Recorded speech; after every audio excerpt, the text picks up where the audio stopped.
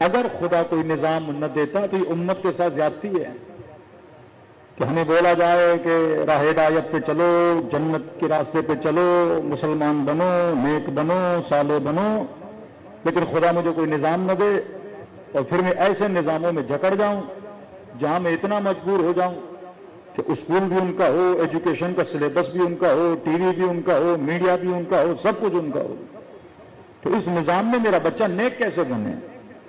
میں امام زمانہ کے لیے کس طرح وہ زمینہ فراہم کروں کہ امام زمانہ کے ظہور کریں، جبکہ علل اعلان خدا یہ کہے کہ یرثھا الا عبادی الصالحین، یہ ہمارا تم سے پکا وعدہ ہے کہ زمین کے وارث ہم عباد الصالحین کو بنائیں گے۔ امام کا لقب بھی کیا ہے؟ یا ابا صالح المہدی، ابا صالح۔ اب یہ صالحین جمع کہاں سے ہیں؟ کبھی سنتے ہیں 313 پورے اکثر نقاط عالم سے، یہ 313 ہیں کون؟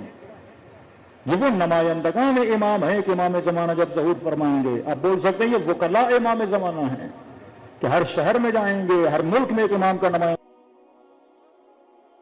آرگنائزیشنز بنائیں گے، ایک نیٹ ورک بچھائیں گے، لیکن غیبت امام ایک سوچ کے جناب ہاتھ پہ ہاتھ رکھ کے بیٹھے رہو، حاکم امام ہوگا، ہمیں کچھ کرنے کا حق نہیں ہے۔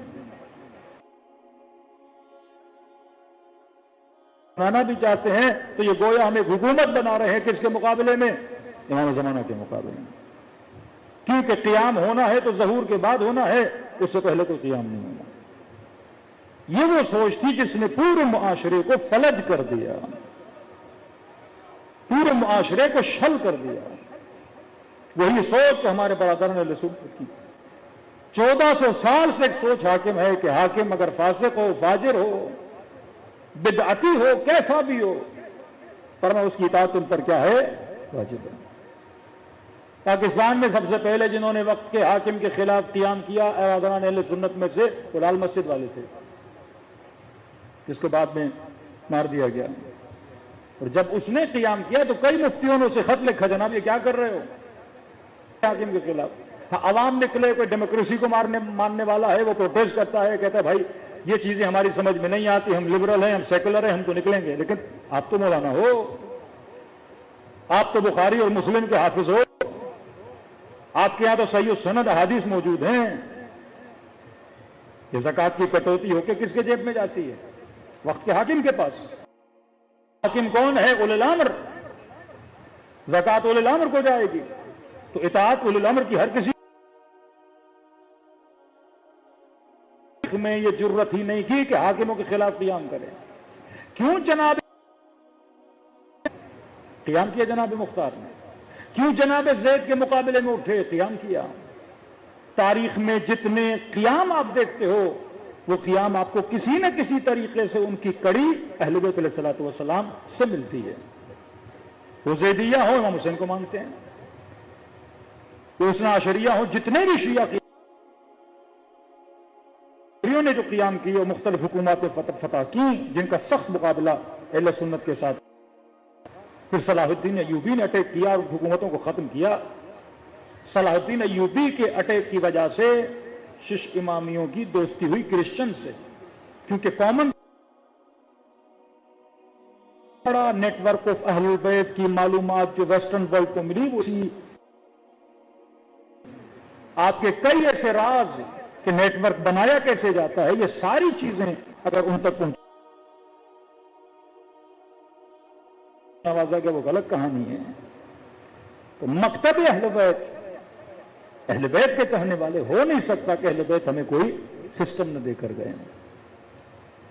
مشہور ہے جنرل پرویز مشرف نے لال مسجد والے کو بولا تھا کہ بھائی تم اپنی کتابوں میں پڑھاتے ہو کہ اولو الامر کے اگر کوئی قیام کرتا ہے اس کا قتل کیا ہے؟ جائز ہے، تو میں تمہیں مار رہا ہوں کیونکہ تو کس کے مقابلے میں نکلے ہو؟ اولو الامر کے مقابلے میں نکلے ہو۔ وہی تھیوری اپنائی گئی، تبھی آپ کو کسی بھی ملک میں یہ سوچ نہیں پائی جاتی۔ یہ سوچ کہاں ہے؟ اہل بیت کے چاہنے والوں کی۔ یہ وہ نیٹ ورک ہے جس نے سوچ کو جنم دیا۔ کانسیپٹ آف جلوس، کہ تمہاری نسلوں کی رگوں میں، ان کی فطرتوں میں یہ چیز ڈالی جاتی ہے کہ یزید کے خلاف تم نے نکلنا ہے. ہاں، سمبلک ایک حرکت ہے کہ وہ یزید جو پرانا تھا اس پہ لعنت بھیجو، اس سے تمہیں کوئی خطرہ ہے نہیں ایسے، کیونکہ وہ مر چکا ہے. مرے ہوئے سے زندوں کو خطرہ نہیں ہوتا ہے. لیکن ایک تھیوری ہے، ایک آئیڈیالوجی ہے کہ مولا حسین کاش میں کربلا میں ہوتا تو اپنی جان آپ کو قربان کرتا. سب کو پتا میں کربلا میں ہوں ہی نہیں. یہ میں بولتا کیوں ہوں کاش میں کربلا میں ہوتا؟ مطلب کبھی بھی ایسا کوئی وقت آیا، کسی مصلح نے، کسی ذہین نے مجھے یہ موقع فراہم کیا کہ یزید جیسا کوئی بدبخت بدکردار مسلمانوں پہ ظلم کرے یا کہیں پر بھی ظلم ہو جائے تو میں کروں گا مولا، میں قیام کروں گا اور مدد کروں گا، تاکہ یہ جذبہ ان کی پیدا ہو جائے. دوسری چیز، امامت کا اعلان جو کیا وہ نماز جماعت میں کیا. یہ بہت اہم ٹاپک ہے، نماز جماعت. انما ولیکم اللہ ورسولہ والذین آمنوا الذین یقیمون الصلاۃ ویؤتون الزکاۃ.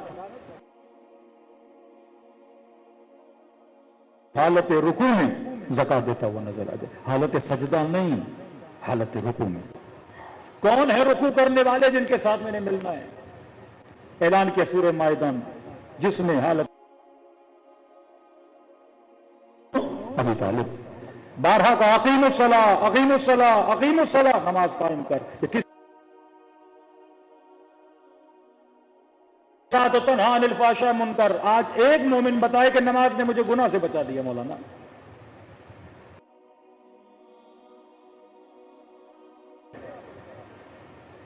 اگر نماز ایکسرسائز اور حرکات کا نام ہے تو گناہ سے نہیں بچا جا سکتا، لیکن اور نہیں بنایا. ہاں، وہ نماز جو علی کے نظام ولایت کے ساتھ جڑی ہوئی ہو وہ تجھے گناہ سے بچا سکتی ہے. اور کیسے کیسے گناہوں سے بچائے کہ جب نظام ولایت کے اندر چلے جاتے ہو. یہ ولایت اللہ کا نظام ہے. کلمۃ لا الہ من عذابی، یہ جو چار دیواری ہے جس کے اندر آ گئے عذاب الہی سے بچ جاؤ گے. اور یہ نظام، اس پورے نظام کا شکل اور میپ اگر خدا بتاتا ہے تو نماز جماعت بتا ہے. نماز جماعت ٹریننگ ہے. پہلی چیز نماز جماعت میں انتخاب ہے، سلیکشن. اب مجبور نہیں ہو، امام کو چنو گے.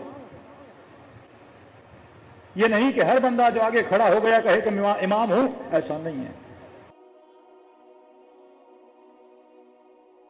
آگے بٹھاؤ گے تو مطلب نماز کے اندر الیکشن بھی ہے کہ تمہارا انتخاب ہے کہ تم امام کسے بناتے ہو، لیکن ان خصوصیات کے مطابق اسے امام بناؤ گے. 5 منٹ کے لیے تصور کریں حدیث غدیر نہ ہوتی، من کنت مولا فہذا علی مولا نہ ہوتی. 1 منٹ کے لیے تصور کریں آئے ولایت نہ ہوتی، انما ولیکم اللہ ورسولہ والذین آمنوا الذین، یہ آیت بھی نہ آتی. تو کیا پھر بھی امت نے علی کو چننا چاہیے تھا کہ نہیں؟ آیتیں تو تائید کے لیے آئی ہیں نا، لیکن سارے مسلمانوں کو بٹھاؤ، بولو نہ کوئی آیت غدیر ہے نہ کوئی آیت ولایت ہے، کچھ بھی ایسا نہیں ہے. سارے افراد کو جمع کرو، بیچ میں ایک امیر المومنین بھی بٹھا دو، علی کو چنیں گی. کیونکہ علم میں زیادہ، زہد میں زیادہ، تقوی میں زیادہ، حکمت میں زیادہ. اگر کوئی آیت نہ بھی ہو پھر بھی انسان کو کس کے در پہ جانا چاہیے؟ امیر المومنین کے در پہ. کیونکہ ایک اصلح ترین شخص اگر کسی معاشرے کو چلا سکتا تھا علم کے اعتبار سے، زہد کے اعتبار سے، شجاعت کے اعتبار سے، امیر المومنین تھے. بارہا وقت خلیفہ کہہ چکا لولا علی لہلک فلاں، لولا علی لہلک فلاں، علی نہ ہوتے میں ہلاک ہو جاتا. کتنی مرتبہ سزائیں دی گئی، امیر المومنین نے آ کے صحیح کام کیے. کتنی مرتبہ غلط فیصلے لیے گئے، امیر المومنین نے آ کے صحیح کیے. تیسری خلافت میں امیر المؤمنین نے معاشرے کو فساد اور تفرقے سے بچانے کے لیے اتنی حمایت کی تیسرے خلیفے کی کہ مولانا نہج البلاغہ فرماتے ہیں کہ میں نے اتنی اس کی سپورٹ کی، علی کو خوف ہو گیا لوگ اس کے اعمال کو میرے گلے میں نہ ڈال دیں. صرف یہ کہ معاشرہ آپس میں لڑے نہ، معاشرے میں انسجام پیدا ہو، اتحاد پیدا ہو. اب کیسے ممکن ہے مولا ایک غیر شیعی معاشرے کے لیے اتنی محنت کر رہے ہیں اور اہل بیت ایک شیعہ معاشرے کے لیے ہمیں ایک نظام دے کر نہ جائیں؟ اس نظام کا روڈ میپ جو دیا وہ نماز میں دیا. پہلا نماز میں سلیکشن ہے. آپ خود چنوگے پیش امام کیسا ہونا چاہیے، عادل ہو، حلال زادہ ہو، لوگوں کا خیال کرنے والا ہو، ایسا پیش امام نہ پیچھے بوڑھے کھڑے ہیں اور جناب نے 180 کی سپیڈ پکڑی ہوئی ہے۔ مزاج سمجھے عوام کا، پیش امام کا اور عوام کا آپس میں ربط تو امام اگر غلطی کرے، امام سے مراد پیش امام، امام معصوم نہیں ہے، امام پیش امام اگر غلطی کرے تو مامومین کا کام ہے اسے سمجھائیں۔ تیسری رکعت میں تشہد نہیں پڑھنا، چوتھی میں پڑھنا ہے، غلطی سے پڑھنا شروع ہو جائے، پیچھے والوں سے آواز دیں گے یا اللہ جناب حول اللہ، کھڑے ہو جائیے، آپ بھول گئے ہیں۔ معاشرہ انتخاب کرے گا، انتخاب کر دیا، مطلب شیعہ معاشرہ بغیر رہبر کے سروائیو نہیں کر سکتا۔ شیعہ معاشرے میں انتخاب رہبر بہت ضروری ہے، جو عوام کا خیال بھی کرے، عوام کے مزاج کو بھی سمجھے۔ 20,000 کا مجمع ہے، اس کو ساتھ لے کر چلے، اور پیش امام کے ساتھ ایک مکبر ہے جو عوام کو خبر دیتا ہے کہ اب رکوع میں جانا ہے، اب سجدے میں جانا ہے۔ اب ظاہر 20,000 عوام امام کو سن تو نہیں پا رہی نا، ساتھ میں ایک مکبر رکھا گیا جو کہے گا اللہ اکبر، عوام کھڑی ہوگی، اللہ اکبر، عوام رکوع میں جائے گی۔ ان کے درمیان کیا پیدا کرے گا؟ نظم کو پیدا کرے گا۔ تو ایک سلیکشن، دوسرا مکبر، تیسرا نظم ہے۔ شیعو اگر تمہارے اندر نظم نہیں ہے تم اس نیٹ ورک کو نہیں چلا سکتے۔ کوئی بھی آرگنائزیشن بغیر نظم کے چل نہیں سکتی۔ آرگنائزیشن کسے کہتے ہیں؟ یہ تسبیح کے دانے کی طرح ہوتی ہے۔ دیکھیے 100 دانے ہیں تسبیح کے، ان 100 دانوں کو کس نے جوڑا ہے آپس میں؟ دھاگے نے۔ دھاگے کو کاٹو تو 100 دانے، کوئی ادھر جائے گا کوئی ادھر جائے گا۔ یہ نظام ولایت اس دھاگے کا نام ہے، جس میں ایک ایک دانہ آتا ہے اور تسبیح کی طرح ایک نظم پیدا کرتا ہے۔ دشمن کیا چاہ رہا ہے کہ اس دھاگے کو کاٹے؟ دھاگا کون ہے؟ وہ معاشرے کی رہبریت، وہ معاشرے کی لیڈرشپ، وہ معاشرے کی قیادت۔ دھاگا ایک ہو، 10 دھاگے نہیں ہوتے، ایک دھاگا ہو جس کے اطراف میں سارے دانے کیا ہو جاتے ہیں؟ جمع ہو جاتے ہیں۔ آپ کو پورا سسٹم دیا۔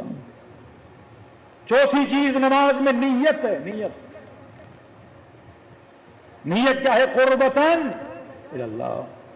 ہر کام اس نیٹ ورک میں جو بندہ آ کر کرتا ہے وہ اللہ کے قرب کے لیے کرتا ہے، وہ ریاکاری کے لیے نہیں کرتا۔ کہ بندہ نماز پڑھے اللہ اکبر، سامنے سے پتا چلے کیمرہ پڑا ہوا ہے۔ ایران میں ہم ٹی وی دیکھ رہے تھے، وہ حرم جناب معصومہ میں، تو ایک بندہ قنوت میں تھا، اچانک اس کی نگاہ پڑی کہ وہ ٹی وی والے بھی دیکھ رہے ہیں، تو قنوت میں کھڑے ہو کے اس نے وکٹری کا نشان بھی بنا دیا۔ تو جس نماز میں ریاکاری ہو وہ نماز کیا ہے؟ باطل ہے۔ کوئی نماز پڑھے اللہ اکبر کرے، گردن تھوڑی ٹیڑھی کر دے، شکل ایسی بنا،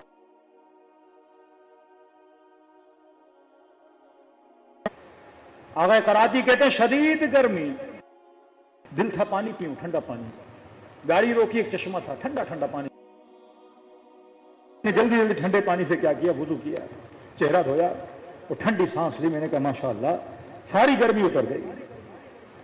5 منٹ کے بعد مجھے خیال آیا کراتی یہ وضو ٹھنڈک کے لیے لیا تھا یا قربتاً اللہ کے لیے تھا؟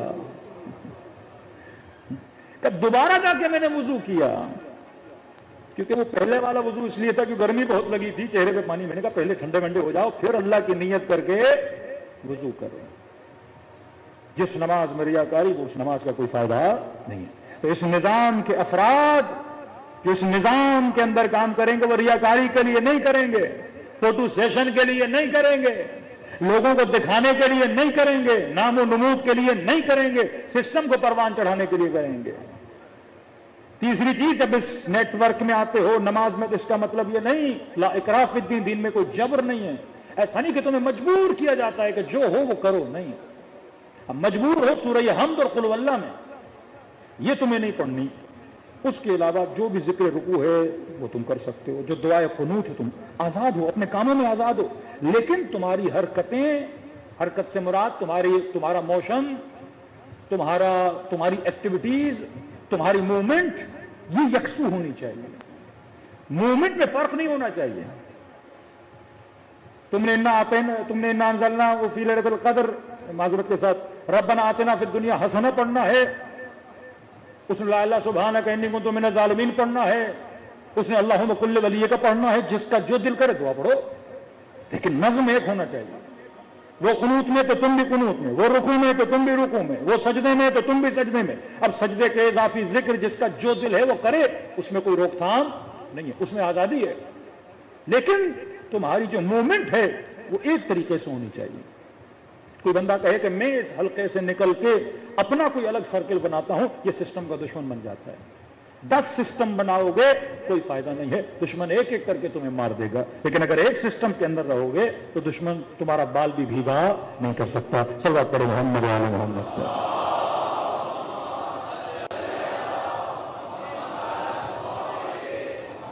تو اجل ترجم، یہ جو مختلف اسپورٹ آپ دیکھتے ہیں، ہر قوم کی اپنی ایک اسپورٹ ہوتی ہے، یہ جو ورزشیں ہوتی ہیں، ایکسرسائزز ہوتی ہیں، ہر قوم کا ایک گیم ہوتا ہے۔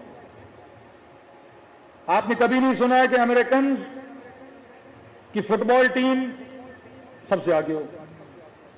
امریکن فٹ بال پسند نہیں کرتے، جتنی ٹیمیں ہیں آپ کو یورپ کی نظر آتی ہیں۔ امریکنز کون سا فٹ بال کھیلتے ہیں؟ وہ ہاتھ والا جو ہوتا ہے، سوکر ٹائپ میں، اس میں مار کٹائی ہوتی ہے، سخت گیم ہوتا ہے۔ یا رگبی والا گیم کھیلتے ہیں، دیکھیں گے آپ نے انٹرنیٹ پہ، ایک دوسرے کو مارنا، اس کو پکڑنا، اس کو گھسے، ان کے مزاج میں لڑنا ہے۔ وہ قوم ہی ایسی ہے جن کے مزاج میں کیا لڑنا ہے، ان کو ویسا گیم کیا ہے پسند آتا ہے۔ کسی بھی ملک سے انبن ہوتی ہے فوراً وہ لڑنا شروع کر دیتے ہیں، کیونکہ ان کے مزاج میں یہ چیز ہے۔ پاکستانی انڈین لاگ کر دیں، فٹ بال نہیں کھیل پاتے۔ ان کو کون سا گیم پسند ہے؟ کرکٹ پسند ہے۔ ایک بیٹسمین آگے ہوگا کہے گا میں نے یہ ساری سینچریز بنانی ہے، باقی ساری نہیں کرنا کہ امام جماعت اتنا آہستہ کیوں پڑھ رہے ہیں، ان کو ذرا تیز پڑھنا چاہیے۔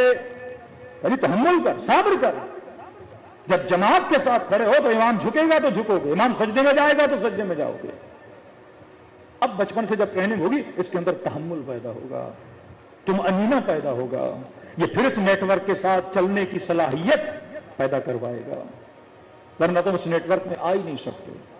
کربلا میں جتنے امام حسین کے ساتھ اصحاب ہیں، اولاد ہیں، بھائی ہیں، کوئی شکایت نہیں کر رہا، مشورے اپنی جگہ پہ۔ مولا میدان میں جانا ہے، عباس اب اجازت نہیں ہے، جی میرے آقا۔ مولا میں نے خط کھینچی ہے، بولا ہے کسی کی ضرورت ہے تو خط پار کر کے دکھائے، عباس بولا ہے کسی کی ضرورت ہے تو خط پار کر کے دکھائے، عباس میرا دل ہے خط مٹا دو، جی میرے آقا خط مٹا دیتا ہوں۔ اب بات پانی لانا ہے، پانی کے لیے گیا، جو حکم امام ہے حکم کی تعمیل ہو رہی ہے، کیونکہ یہ سسٹم کے اندر رہ رہے ہیں۔ پورے قافلے کو سیدہ زینب کیسے لے کر چل رہے ہیں؟ اب یہ نہیں کہ میں عمر میں زیادہ ہوں زین العابدین میری چلے گی، نہیں، امام ہے، چاہے ینگ ہے، 24 سال کا ہے، بوڑھی ہیں 50 سال کی ہیں، بزرگ ہیں، فقیہ ہیں، عالمہ ہیں، شریکت الحسین ہیں، لیکن نہیں سجاد، اگر کہو تو خیموں میں جل کے مر جائیں، اگر کہو تو خیموں سے بے چادر نکل جائیں۔ حکم امام ہے۔ یہ نیٹ ورک اطاعت کے ساتھ، نظم کے ساتھ، یکجہتی کے ساتھ چلنے والا ہے۔ نماز میں اتنے پوائنٹس ہیں، اتنے پوائنٹس ہیں۔ اعتراضی کہتے ہیں بعض نماز ہے نماز شکر، نماز انس۔ نماز شکر کون سی نماز ہے؟ نماز میں تجھے رب کا شکریہ بھی سکھایا جاتا ہے، پوری ایکسرسائز ہے۔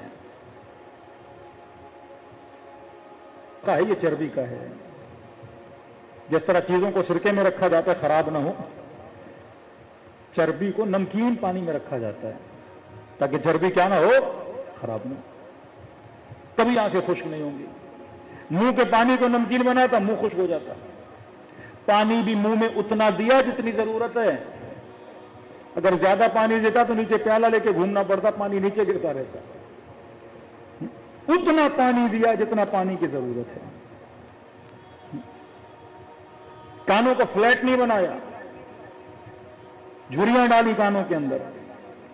اگر گدھے کی طرح، جانوروں کی طرح سیدھے ہوتے، آواز سنائی تو دیتی پر پتہ نہ لگتا آواز آ کہاں سے رہی ہے۔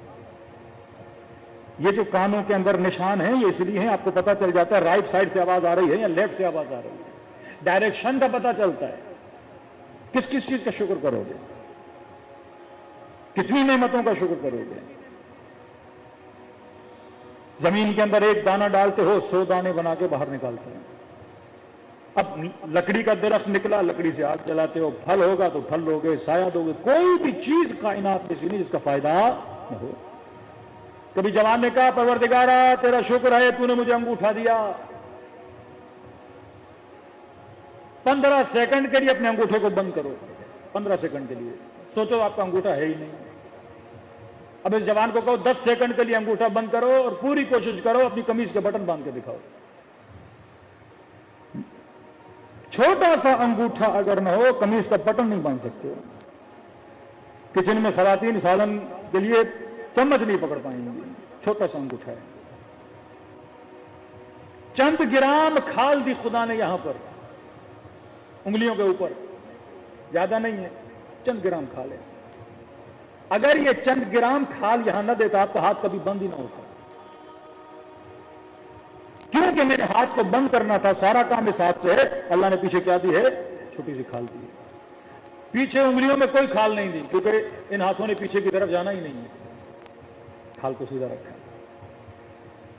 बच्चा पैदा हुआ तो रब ने दांत नहीं दिया, मां के लिए अजाब बन जाता बच्चा, बगैर दांत के बच्चा दिया। बच्चा पैदा हुआ ऐसे हर तरह की विटामिन की जरूरत है, सारी विटामिन खुदा ने मां के दूध के अंदर डाल दी, इसको जरूरत है। छोटा बच्चा है, इसे अकल नहीं दी कि अगर अक्लमंद होता अपने कपड़ों को नजिस करता, बार बार मां के सामने शर्मिंदा होता है। अब नजिस भी होता है, हंस रहा होता है, परवाही नहीं इसको। कौन सी चीज रब ने कहां देनी है, किस चीज को कहां रखना है, वो दकाइक।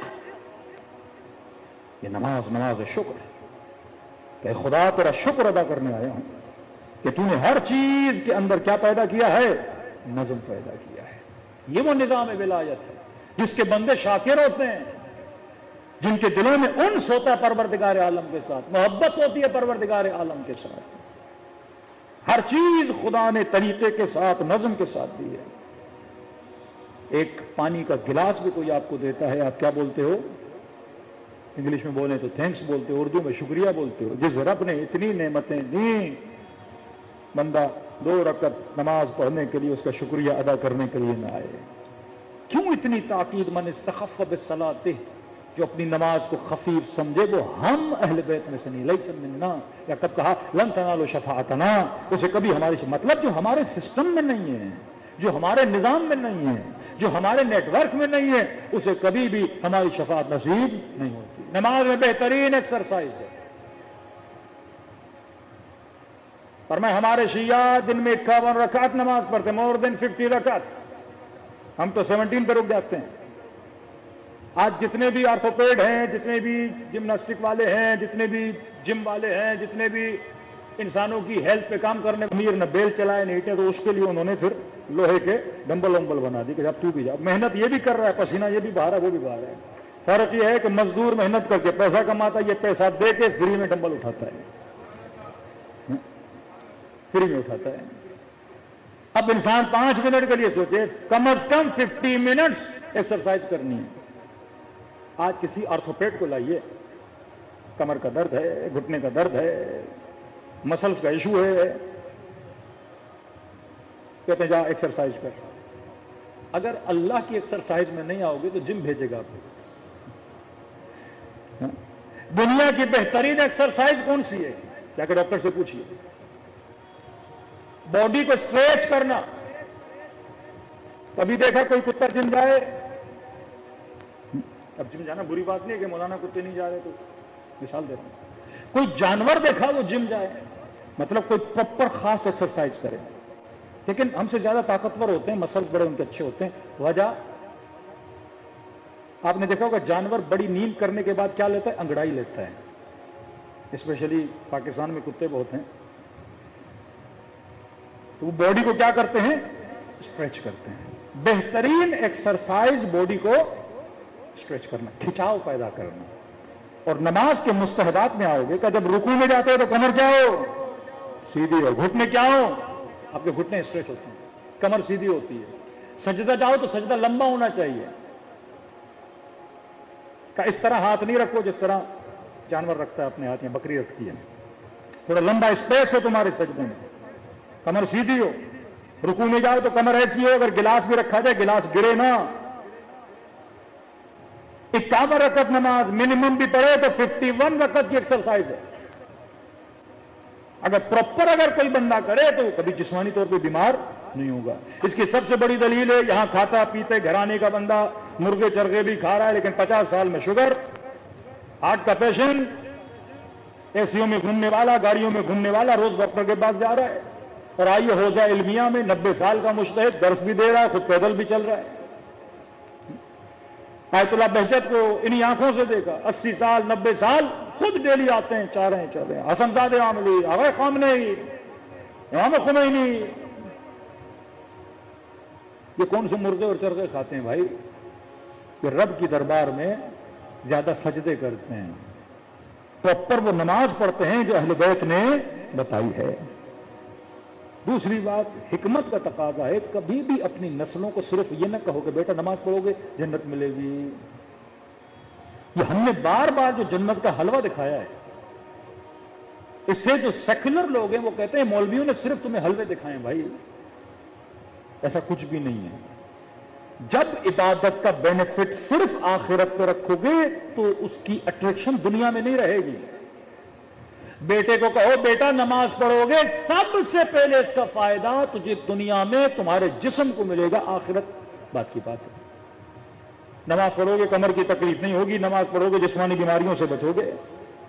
اسی طرح حلال ہے، حلال گوشت کھاؤ گے تمہارے جسم کو فائدہ ہے، حرام گوشت کھاؤ گے تمہارے جسم کو نقصان ہے، شراب پیو گے تمہاری کڈنیز کو نقصان ہے، تمہاری فیملی کو، تمہارے سرکل کو، تمہارے نام کو، تمہاری طبیعت کو نقصان ہے۔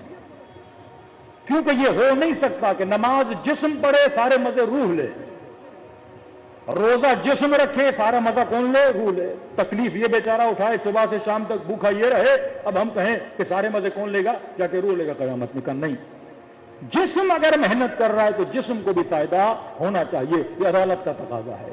اس طرح سے اگر نماز پڑھو جس طرح اہل بیت نے کہا ہے۔ رسول خدا نماز پڑھا رہے تھے، اچانک نبی نے نماز کو تیز کرنا شروع کر دیا۔ نماز میں حقوق الناس بھی ہے۔ اصحاب نے کہا یا رسول اللہ اتنی سپیڈ آپ نے پکڑ لی؟ فرمایا تم نے سنا نہیں، خواتین میں سے ایک بچے کے رونے کی آواز آ رہی تھی، تو میں سمجھ گیا کہ بچہ ماں سے جدا ہے اور ماں نماز میں ہے، میں نے جلدی نماز پڑھائی تاکہ ماں اپنے بچے تک پہنچے۔ اینیمل رائٹس بھی ہے نماز میں، پورا دین ہے نماز میں، کہ اگر پانی کا پیالہ پڑا ہے اور ایک کتا پیاسا ہے، تمہیں حق نہیں اس پانی سے وضو کرو، تیمم کر کے نماز پڑھو، یہ پانی اس جانور کو دو۔ جس جگہ پہ نماز پڑھو وہ جگہ غصبی نہیں ہونی چاہیے۔ نماز میں لوگوں کے حقوق بھی ہیں، نماز میں ذکر غذا بھی ہے۔ نماز پڑھتے ہو تو شکم میں جو کھانا ہو وہ لقمے حلال ہونا چاہیے۔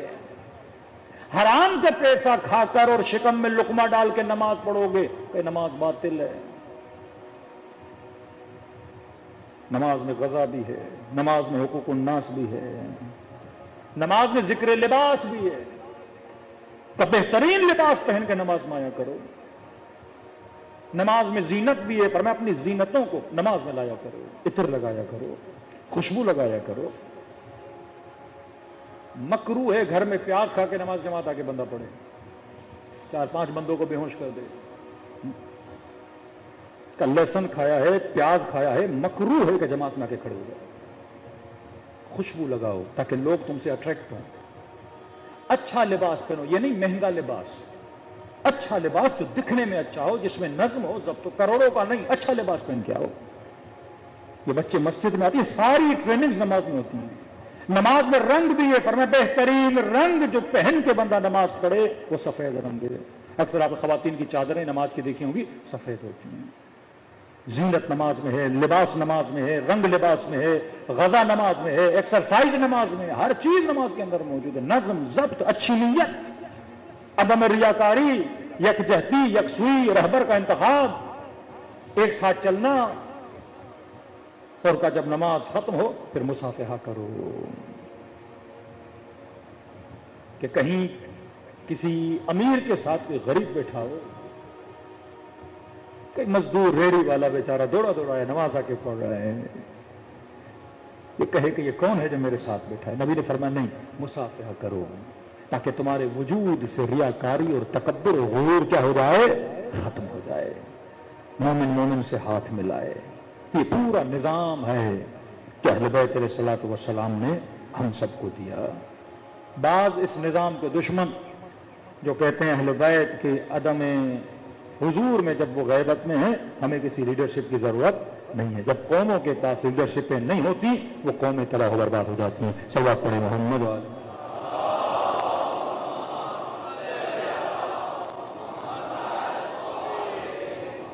بارہ دیگر صلوات پڑھیں محمد والے۔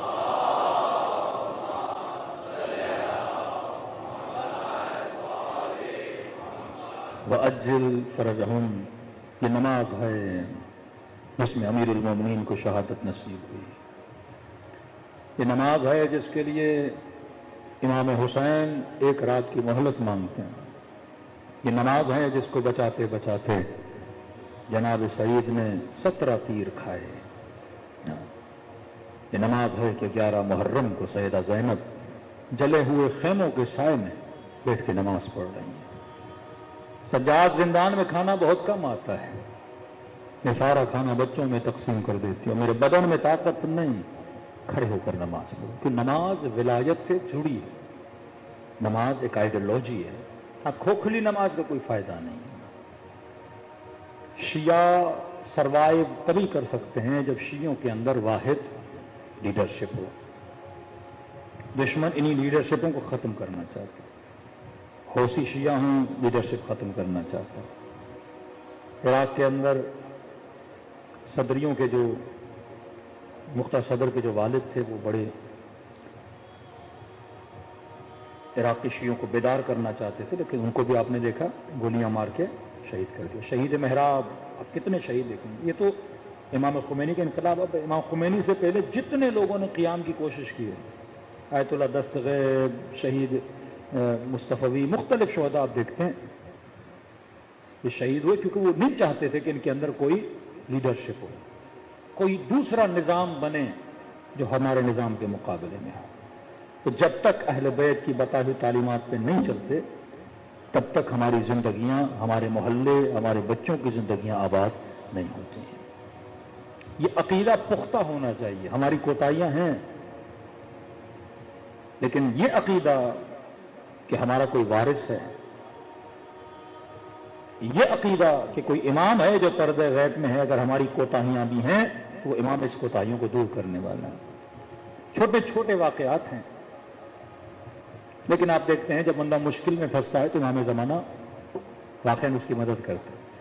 بہت بڑے عالم دین آیت اللہ شیخ ابو الحسن اصفہانی 8 سال کے تھے تو انہوں نے علم دین حاصل کرنا شروع کیا۔ جب 11 سال کے ہوئے، گاؤں میں رہتے تھے، اسفہان کے ساتھ چھوٹا سا گاؤں، تو اپنے والد کو کہا کہ بابا مجھے اسفہان بھیجیے، میں وہاں جا کے مکتب میں، مدرسے میں جا کے علم دین حاصل کروں گا۔ تو والد نے کہا بیٹا آپ 11 سال کے ہو، کھانا پینا، کپڑے دھونا ہونا کیسے ہوگا؟ کہا میں کر لوں گا۔ کہا بیٹا بیمار ہو جاؤ گے، مختلف مسائل ہیں، کس طرح کرو گے؟ میں اجازت نہیں دے سکتا۔ ضد کی انہوں نے، کہتے باپ گھر آتا تھا رات کو، اس کے قدموں میں بیٹھ جاتے تھے، پاؤں دباتے تھے، رونا شروع ہو جاتے تھے، باپ میں نے جانا ہے، میں نے جانا ہے۔ بالآخر والد راضی ہوا، اس کو اصفہان بھیجا، مدرسہ صدر۔ کہتے 4 مہینے میں نے دل لگا کے پڑھائی کی، شوق ذوق عشق کے ساتھ علوم دینی کو حاصل کر رہے تھے۔ 4 مہینے کے بعد سردی کا موسم آیا، برف باری اور شدید برف باری ہوئی اصفہان میں۔ میرے پیسے ختم ہو گئے، کھانے پینے کے لیے پیسے نہیں، کمرے کے اندر روشنی چاہیے، موم بتیاں چلی گئیں، کمرے کو گرم کرنے کے لیے کوئلہ لانا پڑتا تھا، کوئلے کے پیسے نہیں، کھانے کے پیسے نہیں۔ یہ عالم آیا کہ جو بچی ہوئی سوکھی روٹیاں تھیں میں ان کو کھا کے اپنا دن گزارتا تھا۔ اتفاق سے انہی دنوں میرے والد آ گئے مجھ سے ملنے کے لیے، کمرے میں جیسے اندر آئے روشنی نہیں، کمرہ ٹھنڈا، یخ، کھانا کا بابا پیسے ختم ہو گئے۔ اس نے ڈانٹنا شروع کر دیا۔ میں نے تو پہلے کہا تھا یہاں سروائیول مشکل ہے، بیمار پڑ جاتے، منع کر رہا تھا، سامان باندھو واپس چلو، میں اس حال میں تمہیں چھوڑ کے نہیں جا سکتا۔ کہ والد کو کیا کہوں، حالت واقعی میری ایسی کہ کوئی بھی بات ہوتا بچے کو نہیں چھوڑتا. تو میں نے کہا مجھے چند منٹ دے، میں ابھی آ رہا ہوں. کمرے سے باہر نکلا، صحن میں گیا، نگاہیں بلند کی، توسل کیا امام زمانہ سے. میں نے کہا مولا آپ کی راہ پہ چل رہا ہوں اور آپ نے ہی فرمایا کہ ہم وہ قوم ہیں جن کا وارث موجود ہے. ہم وہ ہیں جب مشکل میں پڑتے ہیں تو پیچھے سے کوئی دست غیبی آتا ہے اور مدد کرتا ہے. مولا یہ مجھے لے کر چلے جائیں کہ میں آپ کی خاطر یہاں پہ آیا ہوں. کہ ہزار و قطار 11 سال کا بچہ خلوص دل سے امام زمانہ سے باتیں کر رہا ہے.